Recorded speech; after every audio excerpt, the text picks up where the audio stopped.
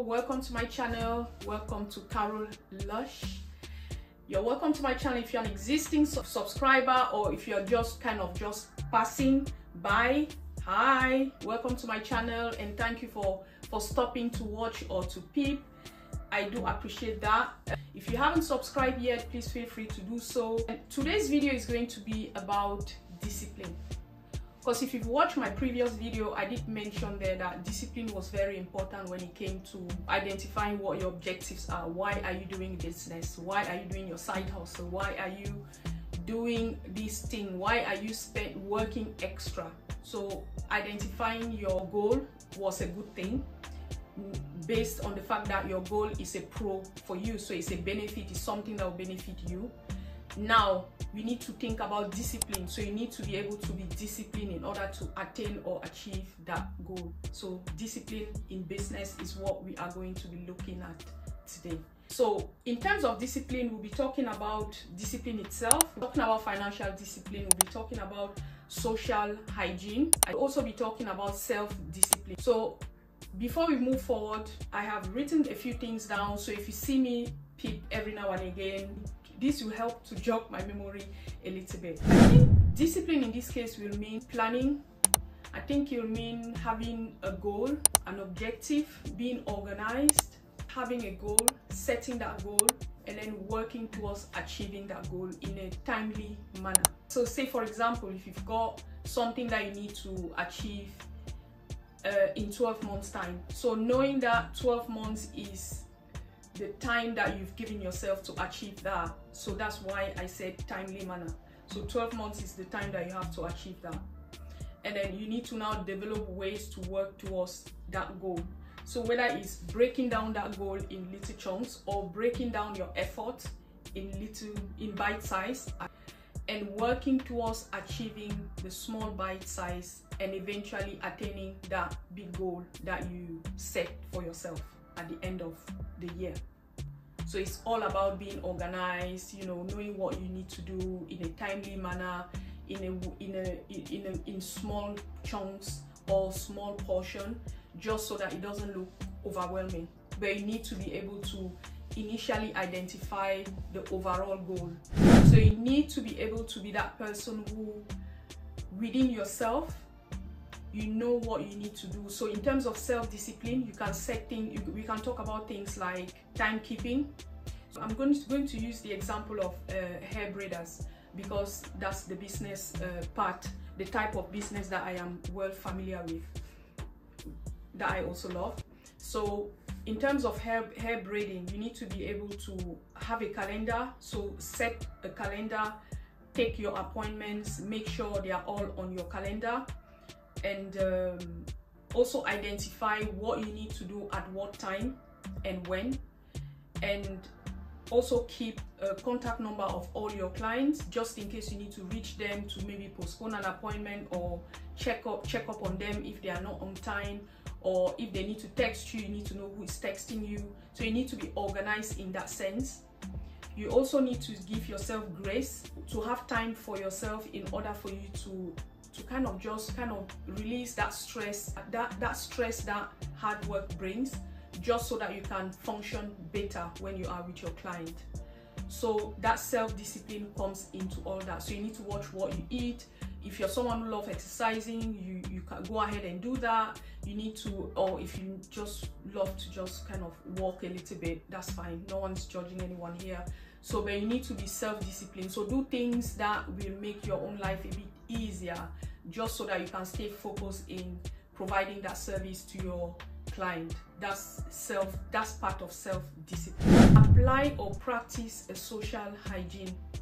What I mean by that is, when you've got a goal that is very, very important to you, you need to be able to also reflect on your own, the way that you socialize with people normally. So whether friends, or if you're someone who attended a lot of parties, you need to sit down and reflect on the benefit of all these parties. I am not saying that people should not attend parties, but then my advice is, if you are attending quite a number of them, you should consider cutting down on a lot of them.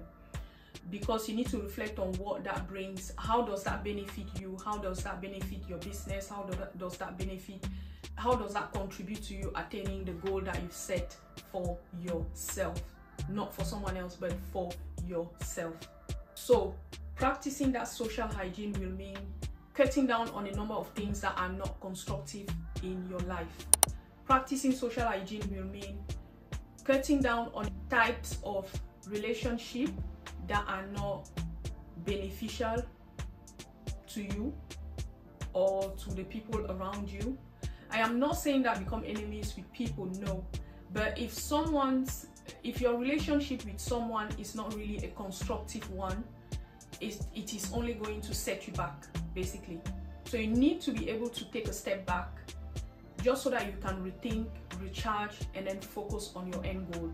And then every now and again you can always call that person, or re-socialize with that person, but then just be mindful of how deep you want to invest yourself in a relationship that is not going to be constructive to you. So basically you need to put your thinking cap on and have your goal on sight all the time. So you need to reflect on yourself, reflect on how you socialize with people, reflect on the type of people that you socialize with, on the quality of the relationships that you have, and if it is not something that is elevating you, if it is not something that is pushing you to be the better version of yourself, if it is not something that is contributing to you developing yourself and attaining higher goals, then you need to reconsider how you do that. You need to be able to say to yourself that you are better than that, and that you want to achieve more in life. So that's social hygiene for you, and that's also part of that discipline. And then the third one will be financial discipline, and I think this third one is a big one. It's a really big one. The other two that I mentioned are very important, but this third one is a really big one because you could practice the first and the second one, and if you do not practice the third one, then you might as well just close your business or just carry on working for nothing. What I put into practicing financial discipline is your ability to minimize your spending, because I know that for a lot of people, once they have money in their hands or in their account, once they see money in there, all they think about is spending. So you go on social media, for example, you have advertisements that pop up all the time. You go on Instagram, it's the same thing, and I understand how it can be tempting to just find yourself buying a new pair of shoes, buying a new handbag, buying the latest wear. Always ask yourself, who are you trying to impress? Who are you trying to impress? Because if you've got your goal or your objective that you want to achieve at the end of the year always on sight, nothing else will really influence you. You won't let yourself be distracted by some advertisement. Who are you trying to impress? So always ask yourself that.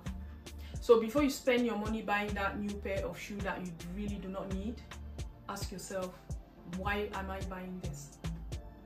Is it just for the thrill of having that new pair of shoes, whether it's a designer shoe or not? To be honest, no one cares.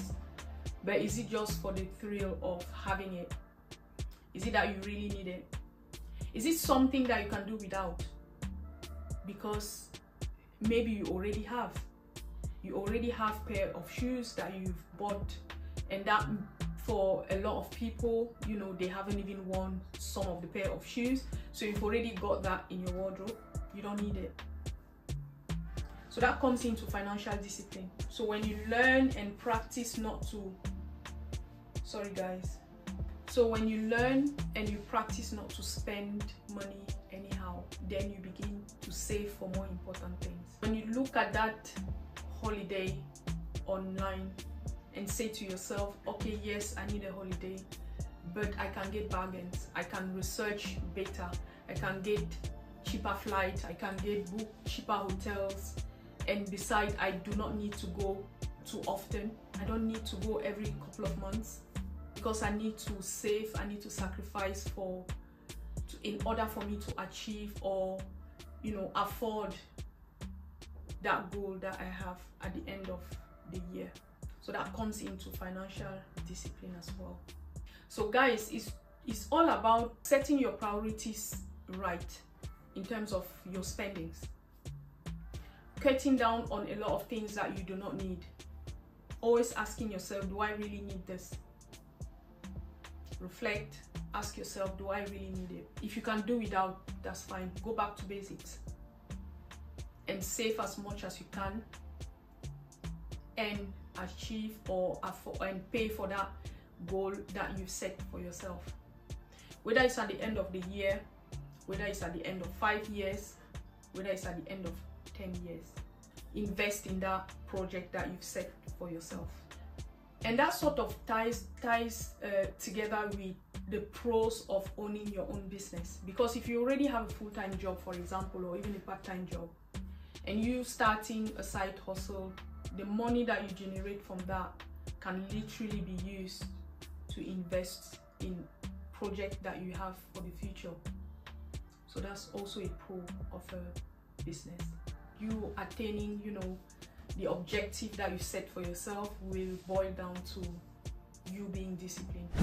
So guys, in today's video we've looked at, you know, discipline and how that relates to business or side hustle or side business, however you want to put it.